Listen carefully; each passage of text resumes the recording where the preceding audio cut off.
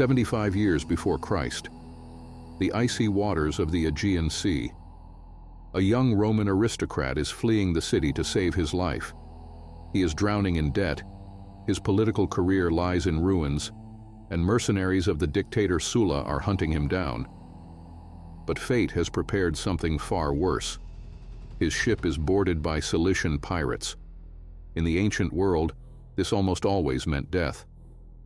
The Cilicians were the ISIS of their time, brutal fanatics who showed no mercy. They rarely took captives for ransom. More often they slit throats on the spot or sold their victims into slavery in the mines, where people burned out and died within months. Julius Caesar falls into their hands, an exile without an army, without money, and seemingly without a future. At this moment, history itself could have ended. The great Roman Empire might never have been born, and Caesar's name would have remained nothing more than a line on a list of the missing.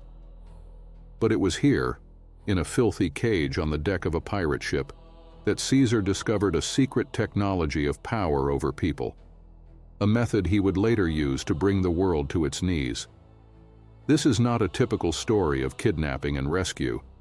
It is a psychological thriller about how a single man managed to dominate an entire band of cutthroats while being their prisoner. How do you turn humiliation into a triumph of will? And what is the price of a human life if you yourself are not afraid to lose it? Prepare yourselves. We are stepping into the cell of a man who refused to be a victim, where survival itself seemed impossible. When the pirates named the price for his life, they expected fear. They expected pleas, tears, the look of a man who had suddenly realized his own insignificance. Their leader spoke the number: 20 talents of silver. To understand the scale, this sum was enough to maintain a small fleet for an entire month. It was the price that could buy the freedom of a whole city. But Caesar did something that shattered their expectations. He laughed in their faces. This was not the nervous laughter of a victim. It was the laugh of a man who had just heard an absurd joke. Looking straight into the eyes of the pirate chief, Caesar said calmly, "You have no idea whom you have captured. If you think I am worth a mere 20 talents, you insult my status. My price is 50, not a single coin less." A dead silence filled the air.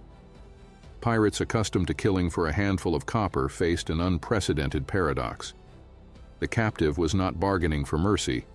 He was demanding that the price on his head be more than doubled. Why was this move brilliant from a psychological thriller perspective? Because Caesar understood a fundamental law of power. The world values you exactly as much as you value yourself. If you are cheap, you are disposable. You can be killed at any moment, out of boredom, irritation, or when supplies begin to run low. But if you are worth a fortune, you become an asset. Now the pirates had to protect him better than their own gold. Any wound on his body meant a financial loss. With a single sentence, Caesar seized control of the situation. He imposed his own frame of reference. He stopped being prey and became an investment. And the pirates began to look at him not from above, but from below, wondering who this man was. Someone who valued his own life more than all the treasures in their holds. This is the Stoic insight that remains relevant 2,000 years later. We often complain that life gives us too little money, too little respect, too little love. But the truth is, we set our own price at 20 talents, afraid that if we ask for more, we will receive nothing at all. Caesar risked everything to demonstrate one thing: self-worth is the only barrier against chaos. If you behave like a cheap commodity, the world will buy you at a discount. Ask yourself, how often do you accept less simply because you are afraid to demand more? How often do you betray your own value for the illusion of safety?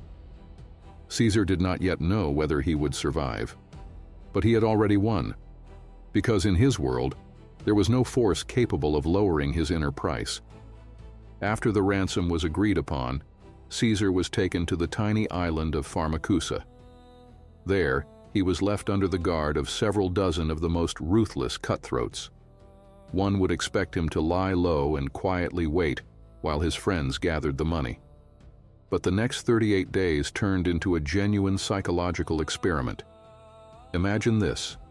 You are on an island with men whose entire lives revolve around robbery and murder.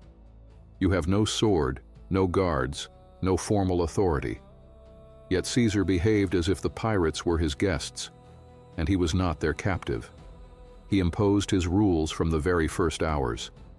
When Caesar went to sleep, he sent a servant to the pirates with a simple order: "Be quiet. My master is resting."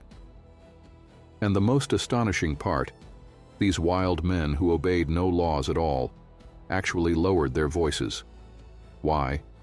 Because there was something in Caesar that frightened them more than death itself, an absolute, unshakable confidence in his own superiority. During the day, he did not hide in the shade. He forced them to listen to his speeches and poems. He trained alongside them, competed in running and jumping, mocked their clumsiness, and openly called them uncivilized barbarians. It was Stockholm Syndrome in reverse. The pirates began not merely to respect him, they started to seek his approval. The prisoner quietly became their informal leader. But there was one truly disturbing element in this game. Caesar often joked with them, drank their wine, and then, looking their chief straight in the eyes, would say with a smile, "You're fine, fellows. It's just a shame that when I'm released, I'll have to come back and crucify every one of you." The pirates roared with laughter. They took it as refined Roman humor. To them, this strange aristocrat was simply playing at greatness. They never realized that behind the smile was cold, calculated intent. Caesar was not entertaining himself. He was doing what modern psychology calls desensitization. He openly declared his intentions in advance, turning them into something familiar, almost harmless. He was taming their fear. This is the core lesson of ancient Stoicism in action. Your inner freedom defines your external reality. Caesar refused to see himself as a victim of circumstances. To him, the island was not a prison, it was a stage. The pirates were not kidnappers, but an audience. We often tell ourselves, "I'll start living fully when I solve my problems, when I pay off my debts, when I quit the job I hate, when circumstances change."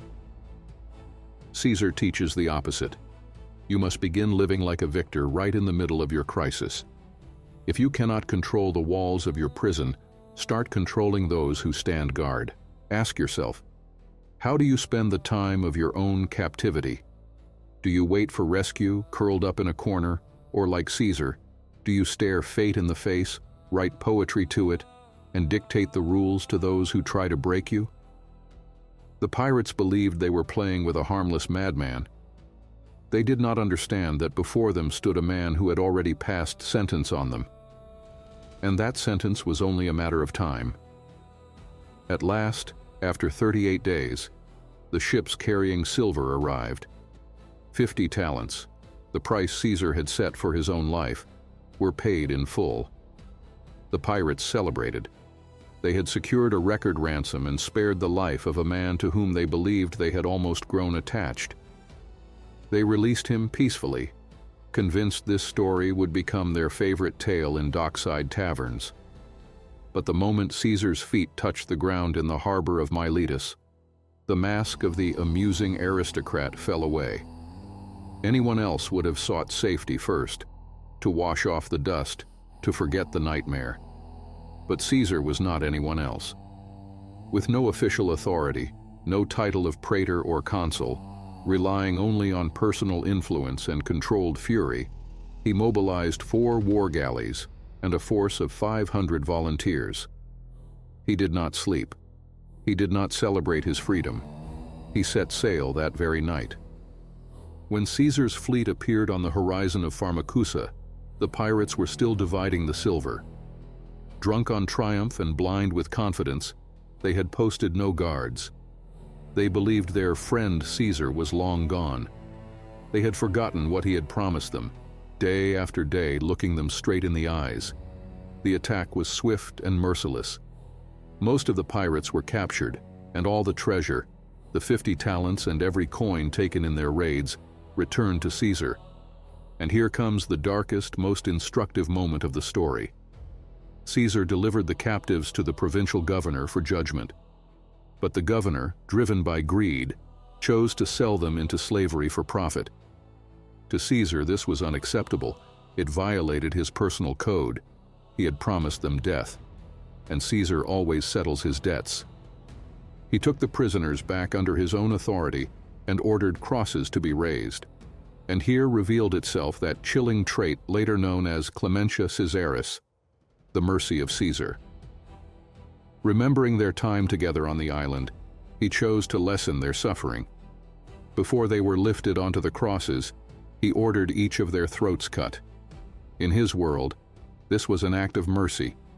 In ours, it is the cold final scene of a psychological thriller. What is the true lesson of this bloody conclusion? Stoicism is often mistaken for passivity or forgiveness.